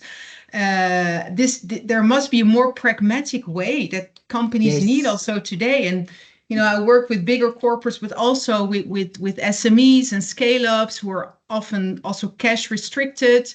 So we were just so weighing so heavily as a management team on their operation, and I was trying to find a more flexible way for them to get access to knowledge and to leadership and to experience without being drained also economically. And this what I call fractional way of working, it's not only me, by the way, I didn't invent this model. In Silicon Valley, I believe in the fintech industry, it's quite common to have fractional executive across the full board, also fractional CEOs and CFOs. So it serves two purposes: for me to be independent in order to develop that authentic leadership, because within corporates, you often get these trainings and now you become an authentic leader. I'll teach you how to become an authentic leader. But I found it, after a certain amount of years that I had to, they couldn't teach me how to find my authentic leadership. I had to be free and find that on my own. So that's where I stand today. And I think it's such a powerful journey, and also, it's very little humans. There's a lot of people out there that realizes that the system is actually just sucking them in and they can't get out of that system. To have the courage to actually get out so that you can make the difference, I think, and as Noor mentioned as well, is you've got to find your passion, and this is a driver then for you as well, Farah, in your business, to start this business, and this will drive you in the good times and in the not so good times, right? Yeah, hopefully. Yeah, I think so. I mean, for me, it was there was no other option. I just felt that staying part of this system was also very unsatisfying. And like you say, you have to go where your heart brings you. And so it was either this, finding a new way of contributing to the corporate world, or doing something completely different, which I was also okay with at that point. So that is brings us to challenges, right? In now that you've reinvented yourself, not reinvented, but you've taken yourself out of that system, and you have a new approach to work, and also bringing this new approach to your clients. And I think I'm an absolute advocate for renewal. I'm always worried about people that get stuck in something that works, because I believe that everything has a sell-by date, right? But what is the challenges that you feel that you face regarding this new approach and your own business? Yeah. Well, I think one of my biggest challenge was unlearning. I was so accustomed, to navigating this political landscape of executive teams, often feeling like walking a tightrope. You become very good at it, after a good portion of years. And so unlearning that and adjusting to the autonomy and decisiveness that is required outside of this more consensus-driven environment was I think one of my biggest challenges and significant shifts that I had to make. What I also found challenging, which was completely new for me, and that others might recognize, is also pricing my services. Determining the value of the impact that you bring. That was very tough for me, and I benefited in that sense immensely from mentors and this sort of mastermind group of advisors from different disciplines that I surrounded myself with. And they pushed me to be bold and help me to, set these rates and standing firm also in negotiations. I found that very challenging at the beginning to do so. And all in all, I found it to be a very vulnerable process, which is challenging, as you said, out of your comfort zone. And I sought feedback at various stages, which was invaluable, but also came harsh at times. When you ask for open feedback on what you're about to do, then you also need to deal with the answer. And sometimes, and if you find the right group, as you say, you have to, which is also the way my mentality that I always had, you have to arrange your own negative feedback. You don't want to be only surrounded by people who agree with you. But I think that was challenging in this journey so far. Yeah. So I can relate to that because I often see people moving from a corporate environment into entrepreneurial space, and that unlearning has got a huge impact on the success of their business, because they in a corporate environment. They have all the resources, they have access to all the resources, and they are kind of put into a little place where it's quite safe in the corporate environment. All of a sudden you are out there, you have to now be an entrepreneur, and all of a sudden, if you have the behavior pattern that you had in a corporate environment, you are definitely putting yourself up for failure, because you will not have the same resources. You will not be able to hide behind teams because, or policies and procedures, or a supply chain, or whatever the corporate brings to the table. You've got to think differently. And that is, I can imagine, that is so difficult for people, and I see that. Yeah, because in this role also, it is quite a different form from interim or consultancy, in the sense that I am part of the management teams, but just on a part-time level. So totally, it's very when you pull yourself completely out, then you might not snap back into your old habits, but I'm still there, but in a different capacity. And also actually for the peers, that I have, because I serve now 3, sometimes 4 companies simultaneously. For them, it's also new to have an executive that takes the responsibility, that has the responsibility, but that is not their full time. So it's unlearning on all ends. We're I think developing together. And I'm very grateful also to my clients to take that risk of wanting, to take on this new form of working with an executive leader, which is completely new for a lot of companies, to not have someone in-house. In that sense, they're used to consulting, they're used to interim, but then there is a fixed scope of time often. And here is the intention is to be an indefinite, you could say, part of the team. Definitely. And I also, when you said, how do I cost my services? There's a picture that always comes to mind, because you'll have clients that are mature enough to know that they value your input, so they're willing to pay your consultancy rate. But then you also have those clients who want your intellectual property and your intellectual input and your skills and experience, but they want to do it cheaply. So it always that picture of the man who drew the horse. Exactly. Do you want the little stick part of the horse, or do you want the full horse? Because so that is a difficult part of being an entrepreneur. Farah, what have you had mentors or role models that supported you in your journey or influenced how you look at the world or business per se? Absolutely. Yes. Mentorship has been pivotal in my journey. And very early on, as I mentioned, I asked several people in my network to provide feedback on my proposition. I gathered this diverse group of critical thinkers, you could say, to ensure all these different perspectives. But I also had some unexpected role models too. During the weeks and months, actually, that I was developing my business proposition, I went to volunteer in a refugee camp on Lesbos in Greece. And I was working there with an NGO focused on helping pregnant women and young mothers, and witnessing the resilience and the strength of these women and their laser sharp focus on their goals, to build this life in safety for themselves and for their kids. That was such a huge inspiration, and that taught me so much. These women who had lost everything and had no certainty about their future, at any level. And they started each day with hope and courage. And it made me realize again how privileged I am, and gave me the strength and courage to pursue this dream that I have, or this vision that I have.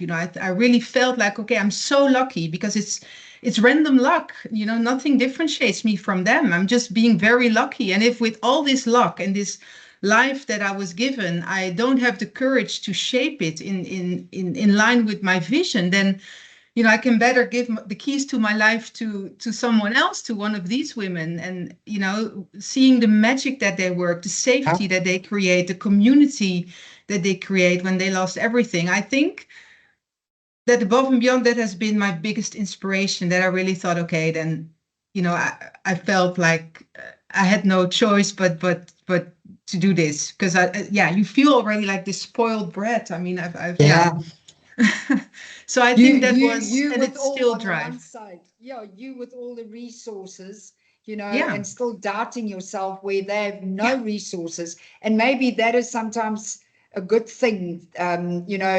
You find your biggest strength in the times that it's the hardest, right? Where you don't have a choice. So exactly. And I felt like with all this luck, you have to use it for what you believe in, and also to inspire others. And I almost, stopped, or allowing myself and people around me, to their annoyance, to be ungrateful, to be also afraid, to have this, okay, but how am I gonna make money? There is actually, in all honesty, no worst case scenario in the context that I've in. So then just go for it. You'll find a way, and they find ways that are unimaginable. So I find ways. So that was my biggest inspiration. And another thing that might, hopefully trigger ideas to others, is that I also reached out to a lot of people I didn't know through LinkedIn, people that I admire professionally, and I just send them a DM. And here again, you could say 50-60% don't react, and that of course was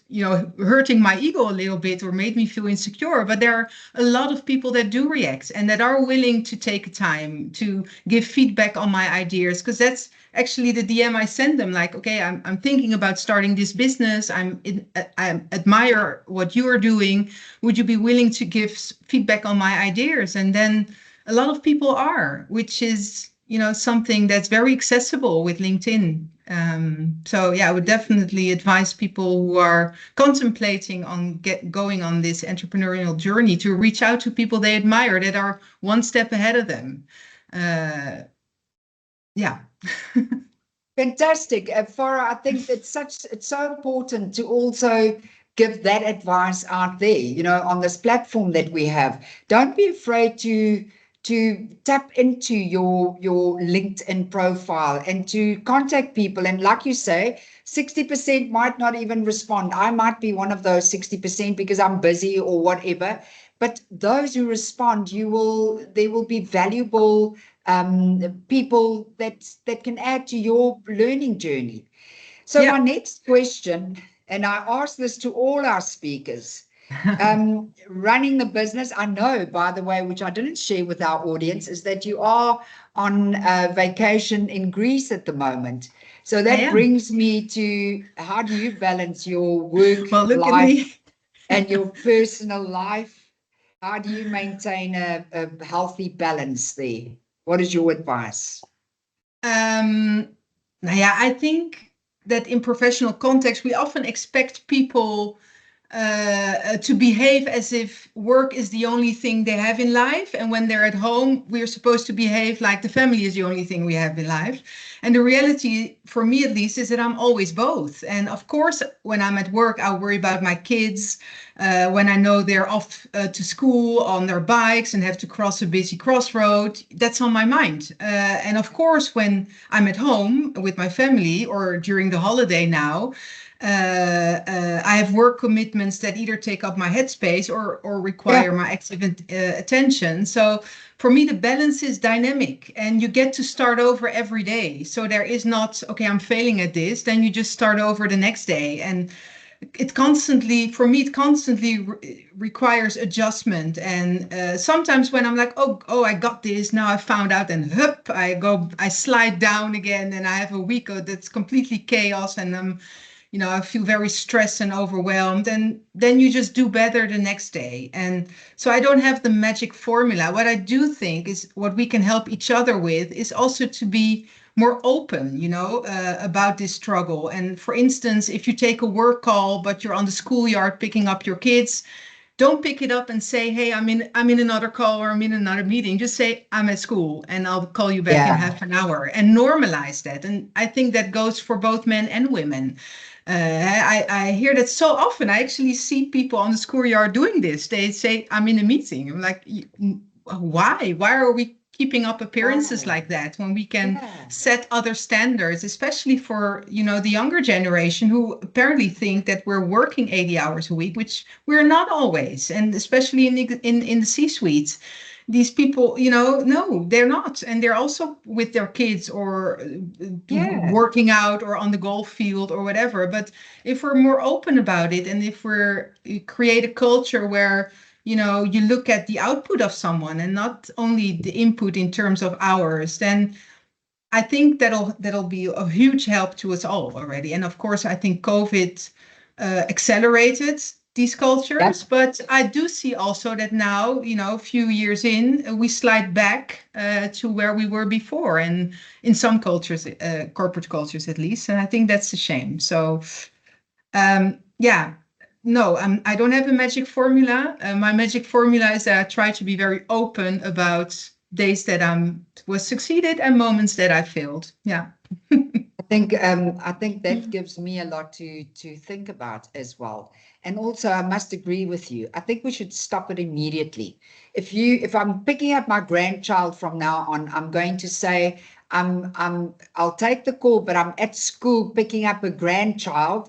If you want to chat with me now, my mind might not be fully into this meeting. So bring that in. But what I can do for you is call you back again. So I think that is so powerful, and thank you for that. I think my last question to you: what is your advice to young women or aspiring women, not even young women, just women aspiring to start their own businesses, or to, I also don't want us to think it's only for business, people that wants to start businesses or whatever. I also think people that's, in their careers, because I always say to people, remember, even if you're in a career, you are your own business. Farah is your business name. So how you bring yourself into your business, how you put skills back, as Tamsin said, by learning as much as you can, contributing to your business. What is your advice to women around the table today? Yeah, I would say indeed, whether it's, whether you're aspiring to become an entrepreneur or whether you're aspiring to get a certain role within a corporate context, go for it. Take the leap, surround yourself with people that motivate, inspire, believe in you, give you honest feedback. Invite people, also share your dream, talk about it, tell them where your North Star is so they can help you on that way. And if it's in context of entrepreneurship, also, yeah, focus on the opportunities you see. You know, at first when I started, I thought, well, I must be crazy. Apparently, I'm the only person in this executive seat who feels like we're actually sitting here, but that is useless. So again, that imposter, I can't be right. It is probably I do something wrong. Probably I should be more strategic. And then when I just opened up about it and started asking questions, then it turned out that many felt like that. And we're also just doing it because it was expected of us. And I think another thing to also know, or that I wanted to share, is that as an entrepreneur, I think I work more hours than ever before. You know, so it's Most not, of definitely. course, it's about the balance, but for me, the energy is unmatched. You know, it's about working from a place of personal vision and creativity, and that gives such a different energy and context and fulfillment to what you bring. You know, what at the end of the day, if I dramatize it, the legacy you want to leave. So I would say just do it. If you want one advice, do it. Surround yourself with people that believe in you, that are honest with you, and go for it. Yeah. Absolutely. And that's the self-belief. Just sometimes you don't overthink things, just do it. You know, you'll feel the calling. I remember, you know, sometimes you sit in a job. If you want to start your own business, you sit in a job for a long, long time. And because fear holds you back. The fear of, will I have enough income? I've got a steady income now. What will happen? All the what ifs, which is good. It's language of strategy. What if? However, sometimes, Absolutely. like you say, just do it. You've got to jump. Just do it. So it's Farah, this was lovely. It's so good to speak with women around the world and get the perspectives and to see that we have so much in common, right? Thank you so much. Thank you You're for very sharing welcome. It was a this. pleasure. And I'm sure that everybody around this virtual table has learned a lot from you as well, and will take something away from your story. So thank you. Please stay online for any questions that our delegates might have afterwards. Absolutely. Ladies and Thanks. gents, our very last speaker is Dr. Madeleine Ann Lewis. She is a phenomenal lady. She's a career and leadership coach, and she's from Maryland in the United States of America. She is the president. I have to put on my reading glasses. She is president and CEO of the Executive Women's Success Institute. She is a 20-year retired Army veteran. Hats off to her. An international TEDx speaker, an international best-selling author. She's also the creator of an online course, Crack the Career Code. Unlock the amazing power to lead with confidence, charisma, and credibility. She also hosts the Success for Women radio and TV show, and she's a career strategist, trainer, and business consultant. So she assists women to to reach their full potential, and to also bring their careers into upper management and executive level positions. Dr. Lewis has numerous awards and accolades, including the Prince George's Chamber of Commerce in 2023, the Excellence in Business Visionary of the Year Award. She also received the most influential, there my Afrikaans language is fighting back, apologies for that, most influential Women Empowerment Coach Award, and in 2022, the Joe Mans Black Wall Street Award. Ladies and gents, her mission is to help women accelerate their path to success. And what a worthy speaker. And she speaks to us from a recording because she is on a well-deserved break in the Mediterranean cruise. Please enjoy this message from Dr. Lewis. Can everybody see the screen now? Farah, I'm just using you as my reference. Can you guys see that? Yes. Yeah, Thank and the you. sound. Good. Hello, everyone. I am Dr. Madeline Ann Lewis, President and CEO of the Executive Women's Success Institute. And I want you to know it is an honor to be able to celebrate Women's Day with you. And I also want to let you know I am so sorry I could not be there in person to share my story with you. But I am on a Mediterranean cruise and a much needed vacation. I do hope that my story and what I share with you will help you in your quest for greatness.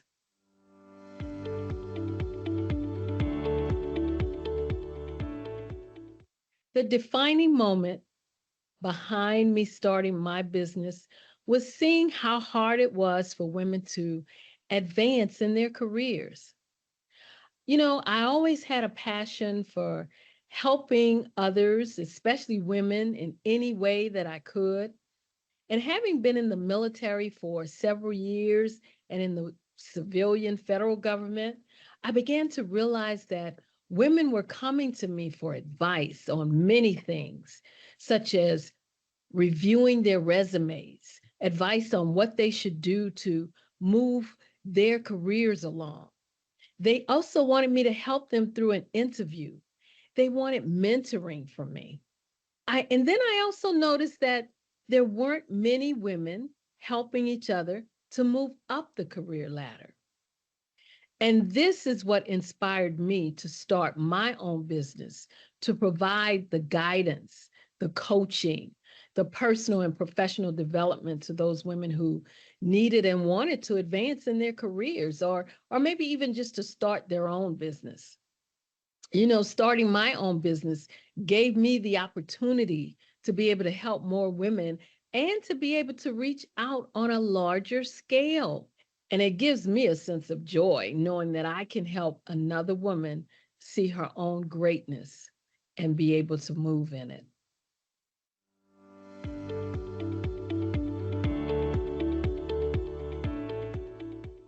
I learned from the very beginning that you must be ready for challenges. You have to take the bad with the good. If you fall, you got to get up. Don't stop and stay down. You have to move forward. My biggest challenge was access to capital.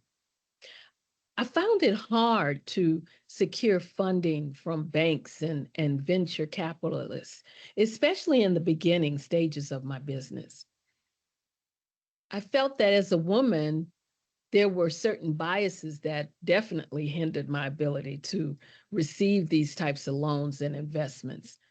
I also realized that I had to put my fears on hold and look for new opportunities and step out if something came along that might potentially be successful. Even if in the back of my mind there was that hint of fear, you know, because I knew that was the only way that I could keep my business growing.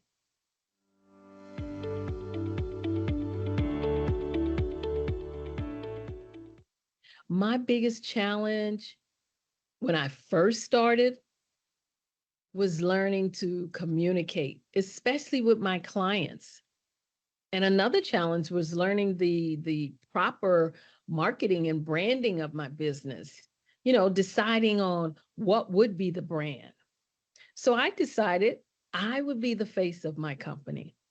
And one of the lessons I learned through all of that was that I needed to diversify and not have tunnel vision about why I was even in business.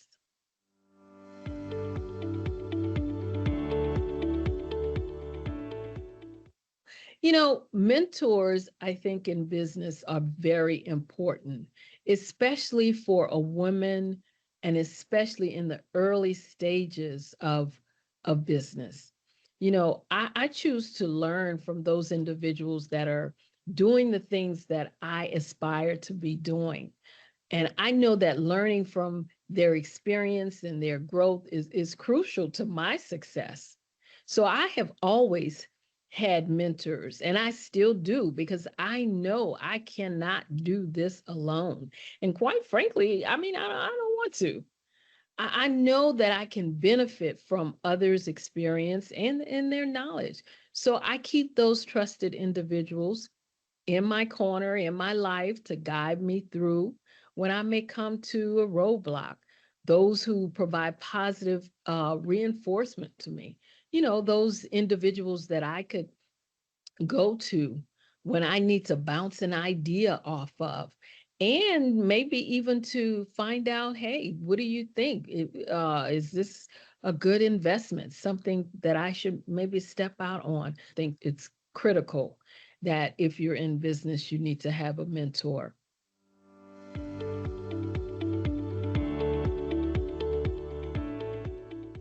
I believe women entrepreneurs are starting to be recognized for their contributions to economic growth and innovation. Why? Well, because they're breaking barriers, they're inspiring future generations, and they're reshaping the business landscape with their unique perspectives and their strengths. Their growing presence in entrepreneurship is not just a positive development for gender equality, but it's also a vital driver of a more dynamic and inclusive economy. And all of this is due to their strong networking and relationship skills, because women tend to build strong professional networks and relationships. And another thing is because of their focus on community. We as women, we usually want to prioritize social responsibility and community impact. Also, you have to look at the fact that we are very resilient and adaptable. And what I mean by that is that it's because of having to always overcome a lot of societal and personal challenges that we tend to face being in business and in the workplace.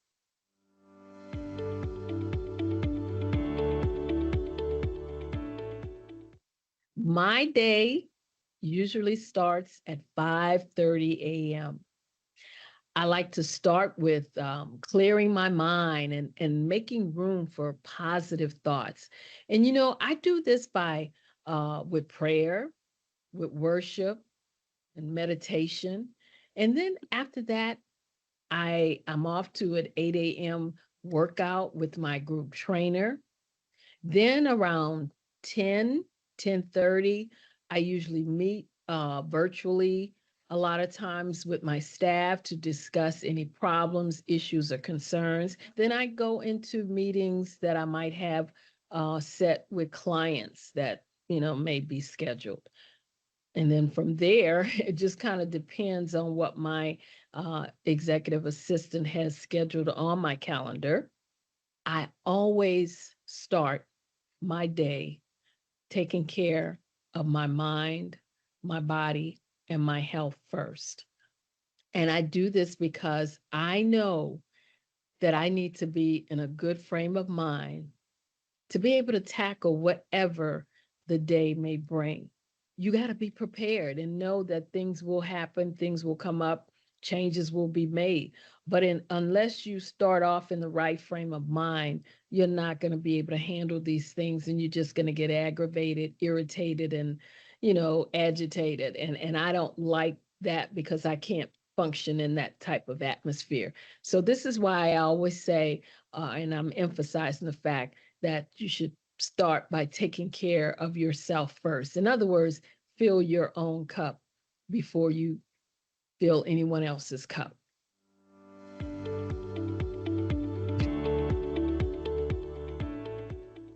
I would say to them, realize that it won't be easy. Be sure you're ready for all the twists, the hurdles, and the turns. You must have what it takes to weather the business startup storms, because there will be some. Anyone who says starting their own business was a piece of cake, let me just say they must have started their business at a time when all the planets were in alignment, okay? I would say historically, going into business for yourself for the first time is not an easy thing to do. But I will also say it is well worth it.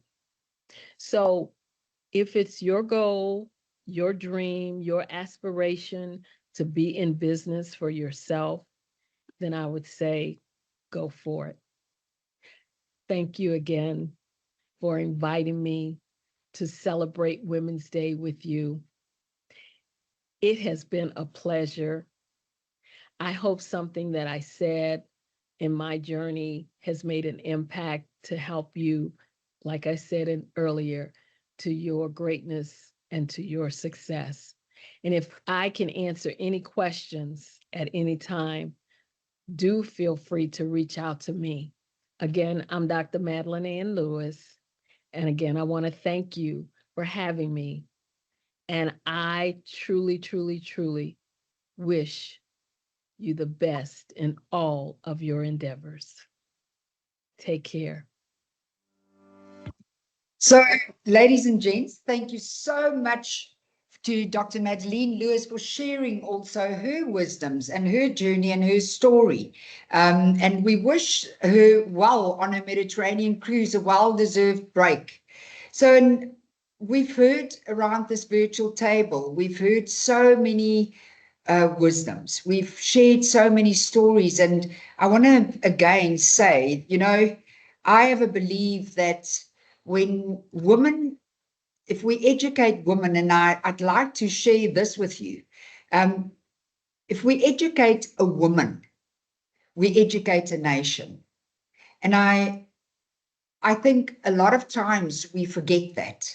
So it is our responsibility to plow back into ourselves, to ensure that there's continuous growth, to ensure that we are well informed, that we really tap into our potential, because we need to set the example, not only to our daughters, but also to our sons. And I remember that a huge contribution to my success, my self-belief, was because I was raised by a strong woman. So I would like to thank Farah, Noor, Tamsin, and Dr. Lewis in her absence for being around this virtual table and sharing your story. And I'm going to open the floor now for any questions that there might be.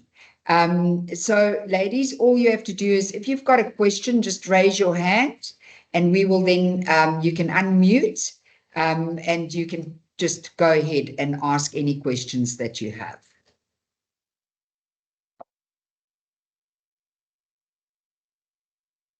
Are there any questions? If there's not, we're also not going to milk the cow, right? Maybe just from your side, Farah, Tamsin, Noor, if there's anything that you wanted to say in conclusion. Let's start with Noor as our first speaker. Noor, maybe from your side that you just wanted to say in conclusion.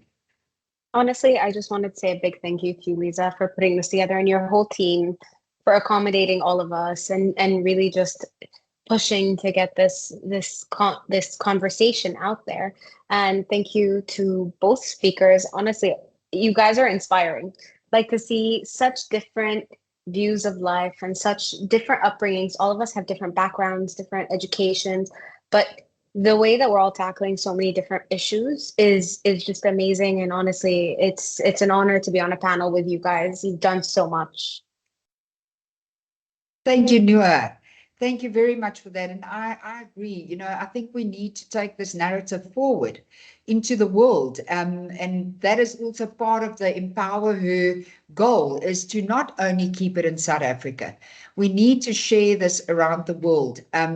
And we will be posting the recording on our website, but we will also ask our speakers, Carol, our marketing guru. She's going to do short snippets that you can use in your business as well.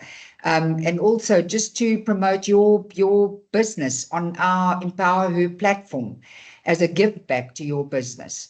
Farah, just in conclusion from your side. Just an invitation to anyone to connect on LinkedIn. And if you see anyone among my connections that inspires you, that you would like to be connected to, then I'm happy to do the introduction. Yeah, as Noor said, I was very inspired by the panel. And thanks, Lisa, for organizing and setting it up. It's been a pleasure. Thank you so much. Tamsin, over to you in conclusion, your last words. Can I just say ditto? Just echo everything that everyone has said. It really has been a wonderful way to spend the last 2 and a bit hours. And I absolutely love connecting with new people. So absolutely, I think we're already connected on LinkedIn now, Farah, but I will make sure that we are, and let's keep in touch.